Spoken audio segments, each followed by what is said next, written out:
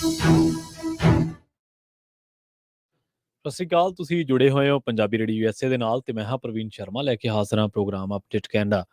Update Canada program ਦੇ ਵਿੱਚ ਗੱਲਬਾਤ ਕਰਾਂਗੇ ਕੈਨੇਡਾ ਦੇ ਵਿੱਚ ਵਾਪਰੀਆਂ ਕੁਝ ਅਹਿਮ ਤੇ ਕੁਝ ਵੱਡੀਆਂ ਘਟਨਾਵਾਂ ਤੇ ਖਬਰਾਂ ਨੂੰ ਲੈ ਕੇ। ਪਰ ਉਸ ਤੋਂ ਪਹਿਲਾਂ ਧੰਨਵਾਦ ਕਰਦੇ ਚੱਲੀਏ ਸਪਾਂਸਰਸ ਦਾ, ਜਿਹੜੇ ਜ਼ਰੀਆ ਬਣਦੇ ਨੇ ਇਹਨਾਂ ਪ੍ਰੋਗਰਾਮਾਂ ਨੂੰ ਤੁਹਾਡੇ ਤੱਕ ਪਹੁੰਚਾਉਣ ਦੇ ਲਈ।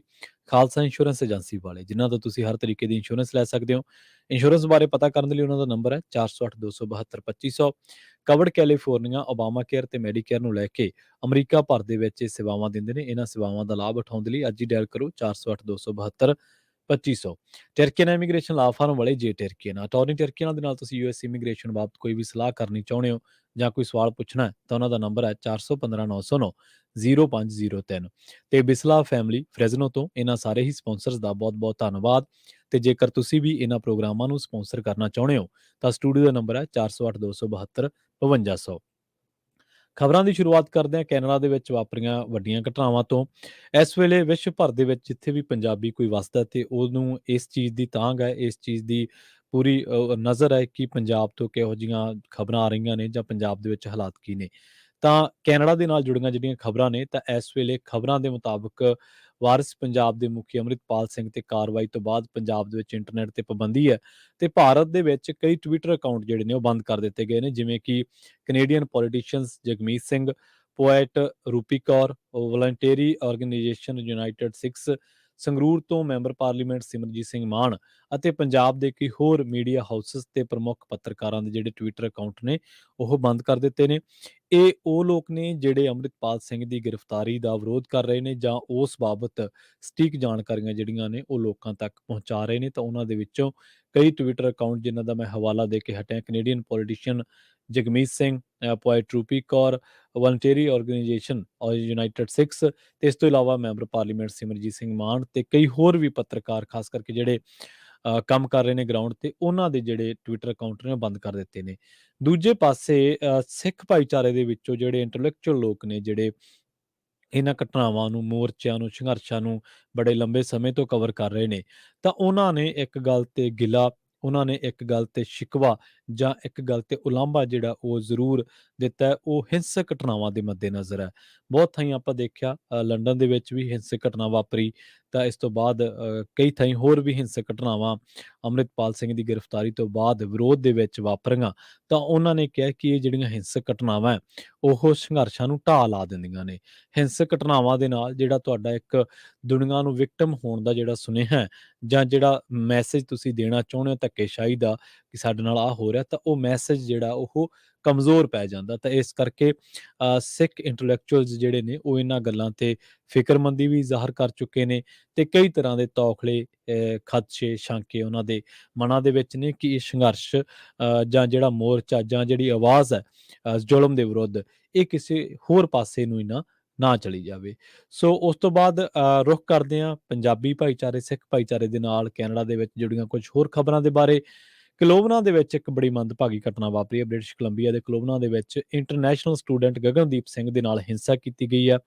ਉਹਦਾ ਜਿਹੜਾ ਉਹਦੀ ਜਿਹੜੀ ਦਸਤਾਰ ਹੈ ਜਾਂ ਉਹਦੇ ਨਾਲ ਜਦੋਂ ਧੱਕੇ ਮੁੱਕੀ ਕੀਤੀ ਗਈ ਤਾਂ ਉਹਨੂੰ ਦਸਤਾਰ ਜਿਹੜੀ ਉਹਦੀ ਲਾਹ ਦਿੱਤੀ ਗਈ, ਦਸਤਾਰ ਦੀ ਬੇਅਦਬੀ ਕੀਤੀ ਗਈ। 15 ਤੋਂ 20 ਨੌਜਵਾਨਾਂ ਦੇ ਇੱਕ ਗਰੁੱਪ ਨੇ ਉਹਨੂੰ ਕੁੱਟਿਆ, ਮਾਰਿਆ ਤੇ ਉਹਦੇ ਨਾਲ ਬਦਕਲਾਮੀ ਕੀਤੀ। ਗਰੋਸਰੀ ਕਰਨ ਤੋਂ ਬਾਅਦ ਉਹ ਬੱਸ ਦੇ ਵਿੱਚ ਸਵਾਰ ਹੋਇਆ ਸੀ ਤਾਂ ਇੱਕ ਗਰੁੱਪ ਨੇ ਉਸ ਨੂੰ ਤੰਗ ਕਰਨਾ ਸ਼ੁਰੂ ਕਰ ਦਿੱਤਾ। ਇਹ ਗਰੁੱਪ, ਇਹ ਭੀੜ ਪੁਲਿਸ ਨੂੰ ਬੁਲਾਉਣ ਦੀ ਚੇਤਾਵਨੀ ਦੇ ਬਾਵਜੂਦ ਵੀ ਨਹੀਂ ਰੁਕੇ ਤੇ ਇਸ ਤੋਂ ਬਾਅਦ ਇਹ ਗਰੁੱਪ ਗਗਨਦੀਪ ਦੇ ਨਾਲ ਹੀ ਉਤਰ ਗਿਆ ਤੇ ਬੱਸ ਚਲੇ ਜਾਣ ਤੋਂ ਬਾਅਦ ਉਹਦੀ ਕੁੱਟਮਾਰ ਕੀਤੀ ਤੇ ਫਿਰ ਉਸਨੇ ਜਦੋਂ ਉਹਨੂੰ ਹੋਸ਼ ਆਈ ਤਾਂ ਉਹਨੇ 911 ਤੇ ਕਾਲ ਕੀਤੀ। ਹੁਣ GoFundMe ਦੇ ਉੱਤੇ ਉਸ ਦੇ ਸਮਰਥਨ ਦੇ ਲਈ ਇੱਕ ਪੇਜ ਵੀ ਹੈ ਜਿਹੜਾ ਉਹ ਬਣਾਇਆ ਗਿਆ। ਸੋ ਇਹ ਬੜੀ ਮੰਦਭਾਗੀ ਘਟਨਾ ਜਿਹੜੀ ਹੈ ਗਗਨਦੀਪ ਸਿੰਘ ਦੇ ਨਾਲ ਵਾਪਰੀ ਹੈ। ਅਸੀਂ ਇਹਨਾਂ ਮੁਲਕਾਂ ਦੇ ਵਿੱਚ ਆਉਣੇ ਆ, ਆਪਣੀ ਜੱਦੋਜਹਿਦ ਦੇ ਨਾਲ ਆਪਣੀ ਜ਼ਿੰਦਗੀ ਨੂੰ ਆਰਥਿਕਤਾ ਦੀ ਜਿਹੜੀ ਹੈ ਪਟੜੀ ਆ ਉਹ ਲੀਹ ਤੇ ਲੈ ਕੇ ਆਉਣੇ ਆ, ਘੰਟਿਆਂ ਬੱਧੀ ਕੰਮ ਕਰਦੇ ਆ, ਪਰ ਬਾਵਜੂਦ ਪਿਛਲੀ 1 ਸਦੀ ਤੋਂ ਵੀ ਵੱਧ ਸਮੇਂ ਤੋਂ ਸਿੱਖਾਂ ਨੂੰ ਇਹਨਾਂ ਮੁਲਕਾਂ ਦੇ ਵਿੱਚ ਆ ਕੇ ਜਿਹੜੇ ਜ਼ਫਰ ਆ ਉਹ ਜਾਲਣੇ ਪਏ ਨੇ। ਇੱਕ ਪਾਸੇ ਜਿੱਥੋਂ ਆਏ ਨੇ ਉਸ ਧਰਤੀ ਦੇ ਵਿਰੁੱਧ, ਉਸ ਧਰਤੀ ਦੇ ਵਿੱਚ ਜੋ ਹੋ ਰਿਹਾ, ਉਸ ਧਰਤੀ ਦੇ ਉੱਤੇ ਜੋ ਵਾਪਰ ਰਿਹਾ ਉਹਨੂੰ ਲੈ ਕੇ, ਤੇ ਦੂਜੇ ਪਾਸੇ ਇਹਨਾਂ ਮੁਲਕਾਂ ਦੇ ਵਿੱਚ ਵੀ ਜਿਹੜੀਆਂ ਇਸ ਭਾਈਚਾਰੇ ਨਾਲ, ਪੰਜਾਬੀਅਤ ਦੇ ਨਾਲ ਜੁੜੀਆਂ, ਸਿੱਖੀ ਦੇ ਨਾਲ ਜੁੜੀਆਂ ਜਿਹੜੀਆਂ ਪਹਿਚਾਨਾਂ ਨੇ ਜਾਂ ਇਸ ਤਰ੍ਹਾਂ ਦਾ ਜਿਹੜਾ ਭੇਦਭਾਵ ਹੈ, ਵਿਤਕਰਾ ਹੈ, ਉਹਦੇ ਵਿਰੁੱਧ ਵੀ ਸਦੀ ਤੋਂ ਵੀ ਵੱਧ ਲੰਬੇ ਸਮੇਂ ਤੋਂ ਸਿੱਖਾਂ ਨੂੰ ਸੰਘਰਸ਼ ਕਰਨਾ ਪੈ ਰਿਹਾ। ਸੋ ਅਗਲੀ ਖਬਰ ਦੇ ਵੱਲ ਵੱਧਦੇ ਹਾਂ। 23 ਸਾਲ ਦਾ ਪਾਰਸ ਜੋਸ਼ੀ ਬਰੈਂਪਟਨ ਤੋਂ ਲਾਪਤਾ ਹੋ ਗਿਆ ਸੀ। 1 ਮਹੀਨਾ ਹੋ ਚੁੱਕਿਆ ਹੈ, ਪਰ ਹਲੇ ਵੀ ਇਸ ਮਾਮਲੇ ਦੇ ਵਿੱਚ ਕੋਈ ਉੱਗ ਸੁੱਗ ਜਿਹੜੀ ਆ ਉਹ ਨਹੀਂ ਲੱਗ ਸਕੀ। ਪੀਲ ਰੀਜਨਲ ਪੁਲਿਸ ਨੇ ਪਾਰਸ ਜੋਸ਼ੀ ਦੀ ਭਾਲ ਵਾਸਤੇ ਲੋਕਾਂ ਤੋਂ ਮਦਦ ਮੰਗੀ ਹੈ। ਆਖਰੀ ਵਾਰ ਪਾਰਸ ਜੋਸ਼ੀ ਨੂੰ 23 ਫਰਵਰੀ ਨੂੰ ਸ਼ਾਮ ਨੂੰ 4:30 ਵਜੇ ਬਰੈਂਪਟਨ ਦੀ ਮੇਨ ਸਟਰੀਟ ਨਾਰਥ ਅਤੇ ਵਿਲੀਅਮਸ ਪਾਰਕਵੇ ਇਲਾਕੇ ਦੇ ਵਿੱਚ ਦੇਖਿਆ ਗਿਆ ਸੀ, ਪਰ ਉਸ ਤੋਂ ਬਾਅਦ ਉਸ ਨੂੰ ਨਹੀਂ ਦੇਖਿਆ ਗਿਆ ਤੇ ਉਹਦੀ ਜਿਹੜੀ ਭਾਲ ਆ ਉਹ ਕੀਤੀ ਜਾ ਰਹੀ ਹੈ। ਉਹਦਾ ਕੱਦ 5 ਫੁੱਟ 9 ਇੰਚ ਹੈ ਤੇ ਵਜ਼ਨ ਤਕਰੀਬਨ 65 ਕਿਲੋ ਦੱਸਿਆ ਗਿਆ। ਉਹਦੀ ਜਿਹੜੀ ਭਾਲ ਹੈ ਉਹ ਕਈ ਇਲਾਕਿਆਂ ਦੇ ਵਿੱਚ ਕੀਤੀ ਹੈ ਤੇ ਲੋਕਾਂ ਤੋਂ ਹੁਣ ਇਸ ਮਾਮਲੇ ਦੇ ਵਿੱਚ ਪੁਲਿਸ ਨੇ ਮਦਦ ਮੰਗੀ ਹੈ ਕਿ ਜੇਕਰ ਤੁਸੀਂ ਕਿਤੇ ਵੀ ਪਾਰਸ ਜੋਸ਼ੀ ਨੂੰ ਦੇਖਿਆ ਤਾਂ ਪੁਲਿਸ ਦੇ ਨਾਲ ਜ਼ਰੂਰ ਜਿਹੜਾ ਉਹ ਰਾਬਤਾ ਕਰੋ। ਓਨਟਾਰੀਓ ਦੀ ਗੱਲ ਕਰਾਂਗੇ। ਕੈਨੇਡਾ ਦੇ ਸਾਬਕਾ ਮੰਤਰੀ ਨਵਦੀਪ ਸਿੰਘ ਬੈਂਸ ਮੁੜ ਸਰਗਰਮ ਸਿਆਸਤ ਦੇ ਵਿੱਚ ਕਦਮ ਰੱਖਣ ਦੀ ਤਿਆਰੀ ਕਰ ਰਹੇ ਨੇ ਤੇ ਨਵੇਂ ਸਫ਼ਰ ਦੀ ਸ਼ੁਰੂਆਤ ਓਨਟਾਰੀਓ ਦੇ ਵਿੱਚ ਲਿਬਰਲ ਪਾਰਟੀ ਦੀ ਲੀਡਰਸ਼ਿਪ ਦੌੜ ਤੋਂ ਹੋ ਸਕਦੀ ਹੈ। ਟੋਰਾਂਟੋ ਸਟਾਰ ਦੇ ਵਿੱਚ ਛਪੀ ਇੱਕ ਰਿਪੋਰਟ ਦੇ ਮੁਤਾਬਕ ਨਵਦੀਪ ਸਿੰਘ ਬੈਂਸ ਲੀਡਰਸ਼ਿਪ ਦੌੜ ਦੇ ਵਿੱਚ ਸ਼ਾਮਲ ਹੋਣ ਦੇ ਲਈ ਤਿਆਰ ਨੇ ਤੇ 2026 ਦੀਆਂ ਓਨਟਾਰੀਓ ਵਿਧਾਨ ਸਭਾ ਚੋਣਾਂ ਦੇ ਵਿੱਚ ਡਗ ਫੋਰਡ ਦੇ ਸਾਹਮਣੇ ਵੱਡੀ ਚੁਣੌਤੀ ਪੇਸ਼ ਕਰਨਗੇ।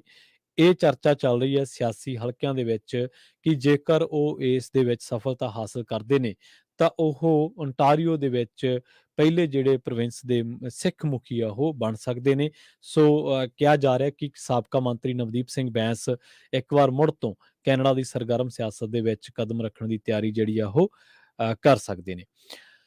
ਦਸੰਬਰ ਮਹੀਨੇ ਦੇ ਵਿੱਚ ਜਿਹੜਾ ਇੱਕ ਬਾਰਡਰ ਦਾ ਪੁਆਇੰਟ ਹੈ ਬਲੂ ਵਾਟਰ ਕ੍ਰਾਸ ਜਿਹੜੀ ਹੈਗੀ ਹੈ ਕੈਨੇਡਾ ਤੇ ਅਮਰੀਕਾ ਦੇ ਵਿੱਚ, ਉੱਥੇ ਚੈਕਿੰਗ ਹੋਈ ਸੀ ਇੱਕ ਟਰੱਕ ਦੇ ਵਿੱਚ ਤੇ ਇਸ ਮਾਮਲੇ ਦੇ ਵਿੱਚ 82 ਕਿਲੋ ਕੋਕੀਨ ਬਰਾਮਦ ਕੀਤੀ ਗਈ ਸੀ ਤੇ ਟਰੱਕ ਡਰਾਈਵਰ ਦੀ ਜਿਹੜੀ ਪਛਾਣ ਹੈ ਉਹ ਕੈਲੇਡਨ ਵਾਸੀ 55 ਸਾਲਾ ਚੰਦਰ ਸਿੱਧਰ ਵਜੋਂ ਕੀਤੀ ਗਈ ਸੀ। ਹੁਣ ਜਿਹੜੀ ਆ ਉਸ ਮਸਲੇ ਦੇ ਵਿੱਚ ਟਰੱਕ ਡਰਾਈਵਰ ਤੇ ਨਸ਼ਾ ਤਸਕਰੀ ਦੇ ਜਿਹੜੇ ਦੋਸ਼ ਹੈ ਉਹ ਆਇਦ ਕਰ ਦਿੱਤੇ ਗਏ ਨੇ। ਨਸ਼ਾ ਤਸਕਰੀ ਕਰਨ ਦੇ ਮਾਮਲੇ ਦੇ ਵਿੱਚ ਬਾਰਡਰ ਕ੍ਰਾਸਿੰਗ ਕਰਦੇ ਸਮੇਂ ਕਈ ਟਰੱਕ ਡਰਾਈਵਰ ਗ੍ਰਿਫਤਾਰ ਹੋਏ ਨੇ, ਪਰ ਲਾਲਚ ਵਸ ਕਹਿ ਲਓ ਜਾਂ ਇਸ ਦੇ ਬਾਵਜੂਦ ਕਹਿ ਲਓ ਛੇਤੀ ਮਾਲਾ ਮਾਲ ਹੋਣ ਦੇ ਚੱਕਰ ਦੇ ਵਿੱਚ ਇਹ ਲੋਕ ਇਹ ਤਰੀਕੇ ਵਰਤਨੋਂ ਨਹੀਂ ਰੁਕਦੇ ਤੇ ਜਿਹਦੇ ਨਾਲ ਫਿਰ ਕਈ ਵਾਰੀ ਕਾਨੂੰਨੀ ਚੁਣੌਤੀਆਂ ਦਾ ਸਾਹਮਣਾ ਕਰਨਾ ਪੈਂਦਾ। ਜਦੋਂ ਆਪਾਂ ਕਾਨੂੰਨ ਤੋਂ ਬਾਹਰ ਲੰਘ ਕੇ ਕੋਈ ਵੀ ਕੰਮ ਕਰਾਂਗੇ ਗੈਰ ਕਾਨੂੰਨੀ ਤਾਂ ਉਹਦੇ ਜਿਹੜੇ ਖਮਿਆਜ਼ੇ ਆ ਉਹ ਸਾਨੂੰ ਭੁਗਤਣੇ ਪੈਂਦੇ ਆ।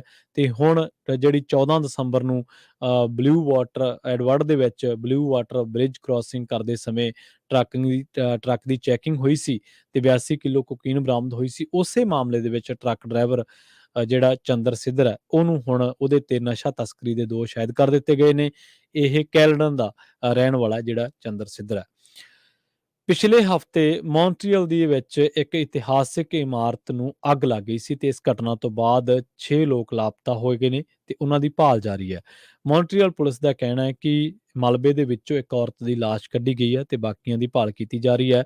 ਮੌਂਟਰੀਅਲ ਦੇ ਅੱਗ ਬੁਝਾਊ ਵਿਭਾਗ ਦੇ ਬੁਲਾਰੇ ਦਾ ਕਹਿਣਾ ਇਹ ਹੈ ਕਿ ਅੱਗ ਬੁਝਾਉਣ ਵਾਲੇ ਕਰਮਚਾਰੀ ਅੱਜ ਇਮਾਰਤ ਦੀ ਦੂਜੀ ਤੇ ਤੀਜੀ ਮੰਜ਼ਿਲ ਨੂੰ ਢਾਹ ਦੇਣਗੇ ਤਾਂ ਜੋ ਜਿਹੜੇ ਲਾਪਤਾ ਲੋਕ ਨੇ ਉਹਨਾਂ ਦੀ ਭਾਲ ਕੀਤੀ ਜਾ ਸਕੇ।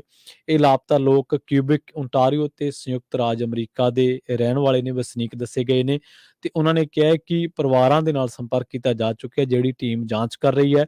ਪਿਛਲੇ ਵੀਰਵਾਰ ਇਸ ਇਮਾਰਤ ਨੂੰ ਅੱਗ ਲੱਗੀ ਸੀ ਤੇ 9 ਜਾਣੇ ਜ਼ਖਮੀ ਹੋ ਗਏ ਸਨ, ਜਿਨ੍ਹਾਂ ਦੇ ਵਿੱਚੋਂ 2 ਹਸਪਤਾਲ ਦੇ ਵਿੱਚ ਹਾਲੇ ਵੀ ਦਾਖਲ ਨੇ। ਅੱਗ ਬੜੀ ਭਿਆਨਕ ਸੀ।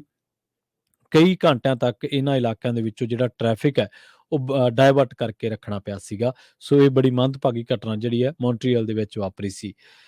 ਰੁਕ ਕਰਦੇ ਹਾਂ ਨੋਵਾ ਸਕੋਸ਼ੀਆ ਦੇ ਬੈਡਫੋਰਡ ਦੇ ਵਿੱਚ, ਜਿੱਥੇ Halifax regional centre for school education ਦਾ ਕਹਿਣਾ ਹੈ ਕਿ ਇੱਕ ਸਕੂਲ ਦੇ ਵਿੱਚ ਇੱਕ ਚਾਕੂ ਦੇ ਨਾਲ ਵਿਦਿਆਰਥੀ ਵੱਲੋਂ ਹਿੰਸਕ ਹਮਲੇ ਨੂੰ ਅੰਜਾਮ ਦਿੱਤਾ ਗਿਆ।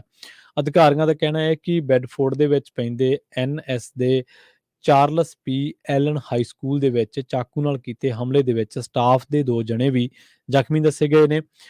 ਸੈਂਟਰ ਦੇ ਬੁਲਾਰੇ ਲਿੰਡਸੇ ਬੋਨਨ ਨੇ ਇਹ ਗੱਲ ਕਹੀ ਹੈ ਕਿ ਇੱਕ ਵਿਦਿਆਰਥੀ ਦੇ ਨਾਲ ਇੱਕ ਘਟਨਾ ਜਿਹਦੇ ਕੋਲ ਹਥਿਆਰ ਸੀ ਉਹਦੇ ਵਿੱਚ ਇਹ ਘਟਨਾ ਵਾਪਰੀ ਹੈ ਤੇ ਸਟਾਫ ਨੂੰ ਹਸਪਤਾਲ ਲਿਜਾਇਆ ਗਿਆ। ਤੀਜਾ ਵਿਦਿਆਰਥੀ ਜਿਹੜਾ ਉਹ ਜ਼ਖਮੀ ਦੱਸਿਆ ਗਿਆ। ਪੁਲਿਸ ਨੇ ਪਹਿਲਾਂ ਪੀੜਤਾਂ ਦੀ ਗਿਣਤੀ 4 ਦੱਸੀ ਸੀ, ਪਰ ਬਾਅਦ ਦੇ ਵਿੱਚ ਪਤਾ ਲੱਗਿਆ ਕਿ ਇਹ 3 ਸੀਗੀ। ਬਿਆਨ ਦੇ ਵਿੱਚ ਜਿਹੜਾ ਸਕੂਲ ਵੱਲੋਂ ਜਾਰੀ ਕੀਤਾ ਗਿਆ ਉਹਦੇ ਵਿੱਚ ਇਹ ਗੱਲ ਕਹੀ ਗਈ ਹੈ ਕਿ 9:20 ਤੇ ਜਦੋਂ ਇਹ ਘਟਨਾ ਵਾਪਰੀ ਤਾਂ ਪੁਲਿਸ ਨੂੰ ਬੜੀ ਤੇਜ਼ੀ ਦੇ ਨਾਲ ਸੱਦਿਆ ਗਿਆ ਸੀਗਾ ਤੇ ਉਸ ਤੋਂ ਬਾਅਦ ਸਕੂਲ ਦੇ ਹੀ ਇੱਕ ਵਿਦਿਆਰਥੀ ਨੂੰ ਇਸ ਘਟਨਾ ਦੇ ਵਿੱਚ ਹਿਰਾਸਤ ਦੇ ਵਿੱਚ ਜਿਹੜਾ ਉਹ ਲਿਆ ਗਿਆ। 9:30 ਤੋਂ ਬਾਅਦ ਦੀ ਇਹ ਗੱਲ ਹੈ ਜਦੋਂ ਵਿਦਿਆਰਥੀ ਨੂੰ ਹਿਰਾਸਤ ਦੇ ਵਿੱਚ ਲਿਆ ਗਿਆ। ਸੋਸ਼ਲ ਮੀਡੀਆ ਤੇ ਚਾਕੂ ਮਾਰਨ ਬਾਰੇ ਪਤਾ ਲਗਾਉਣ ਦੇ ਲਈ ਪਰੇਸ਼ਾਨ ਪਰਿਵਾਰਾਂ ਬਾਰੇ ਪੁੱਛੇ ਜਾਣ ਤੇ ਬੁਨਨ ਨੇ ਇਹ ਗੱਲ ਕਹੀ ਹੈ ਕਿ ਜਿਹੜਾ ਸਕੂਲ ਦਾ ਨੈਟਵਰਕ ਆ ਉਹਦੇ ਦੁਆਰਾ ਇੱਕ ਸੁਨੇਹਾ ਜਿਹੜਾ ਉਹ ਮਾਪਿਆਂ ਨੂੰ ਭੇਜਿਆ ਗਿਆ, ਜੋ ਸਕੂਲ ਅਕਸਰ ਮਾਪਿਆਂ ਦੇ ਨਾਲ ਰਾਬਤਾ ਕਾਇਮ ਕਰਨ ਦੇ ਲਈ ਵਰਤਦਾ ਹੈ। ਤੇ ਉਹਨੇ ਕਿਹਾ ਕਿ ਜਿਨ੍ਹਾਂ ਪਰਿਵਾਰਾਂ ਨੂੰ ਸੁਨੇਹਾ ਨਹੀਂ ਮਿਲਿਆ ਉਹਨਾਂ ਨੂੰ ਇਹ ਦੇਖਣ ਦੇ ਲਈ ਜਾਂਚ ਕਰਨੀ ਚਾਹੀਦੀ ਹੈ ਕਿ ਕੀ ਉਹਨਾਂ ਦੀ ਸੰਪਰਕ ਜਾਣਕਾਰੀ ਜਿਹੜੀ ਆ ਉਹ ਅਪ ਟੂ ਡੇਟ ਹੈ, ਜਿਹੜੀ ਸਕੂਲ ਦੇ ਨਾਲ ਬਣੀ ਹੋਈ ਆ।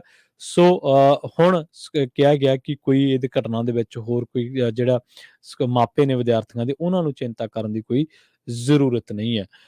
ਜਾਂਦੇ-ਜਾਂਦੇ ਗੱਲ ਕਰਾਂਗੇ ਮੌਂਟਰੀਅਲ ਦੇ ਵਿੱਚ ਸਾਈਡ ਵਾਕ ਤੇ ਜਾ ਰਹੇ 18 ਸਾਲਾ ਇੱਕ ਮੁੰਡੇ ਨੂੰ ਗੋਲੀ ਮਾਰ ਦਿੱਤੀ ਗਈ ਹੈ, ਜਿਸ ਕਰਕੇ ਉਹਦੀ ਮੌਤ ਹੋ ਗਈ ਹੈ। ਪੁਲਿਸ ਤੋਂ ਜਾਣਕਾਰੀ ਇਹ ਮਿਲੀ ਹੈ ਕਿ ਇਹ ਘਟਨਾ ਓਂਜੀਓ ਬੋਰੋ ਦੇ ਲਾਗੇ ਪੈਂਦੇ ਹੈਰੀਸਨ ਐਵੀਨਿਊ ਦੇ ਲਾਗੇ ਵਾਪਰੀ ਆ।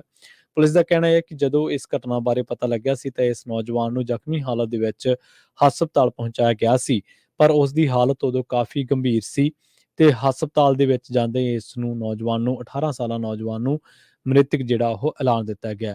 ਪੁਲਿਸ ਨੇ ਕਿਹਾ ਹੈ ਕਿ ਜਿਹੜਾ ਸ਼ੱਕੀ ਬੰਦਾ ਉਹਨੇ ਆਪਣੇ ਵਹੀਕਲ ਦੇ ਵਿੱਚੋਂ ਇਸ ਨੌਜਵਾਨ ਨੂੰ ਗੋਲੀ ਮਾਰੀ ਹੈ ਜਦੋਂ ਇਹ ਸਾਈਡ ਵਾਕ ਤੇ ਜਾ ਰਿਹਾ ਸੀ ਤੇ ਉਹ ਜਿਹੜਾ ਸ਼ੱਕੀ ਆ ਉਹ ਫਿਰ ਮੌਕੇ ਤੋਂ ਭੱਜ ਗਿਆ ਸੀ।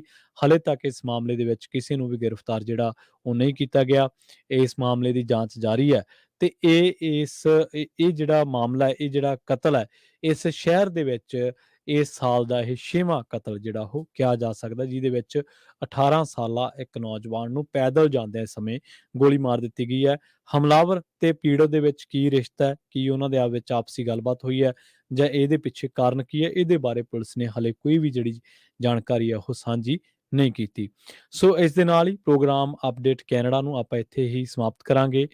ਪੰਜਾਬੀ ਰੇਡੀਓ ਯੂਐਸਏ ਤੇ ਪ੍ਰੋਗਰਾਮਾਂ ਦਾ ਸਿਲਸਿਲਾ ਲਗਾਤਾਰ ਜਾਰੀ ਹੈ। ਤੁਸੀਂ ਜੁੜੇ ਰਹੋ ਪੰਜਾਬੀ ਰੇਡੀਓ ਯੂਐਸਏ ਦੇ ਨਾਲ ਤੇ ਆਖਿਰ ਦੇ ਵਿੱਚ ਇੱਕ ਵਾਰ ਫਿਰ ਤੋਂ ਤੁਹਾਨੂੰ ਸਭ ਨੂੰ ਪਿਆਰ ਸਤਿਕਾਰ ਸਹਿਤ ਸਤਿ ਸ਼੍ਰੀ ਅਕਾਲ।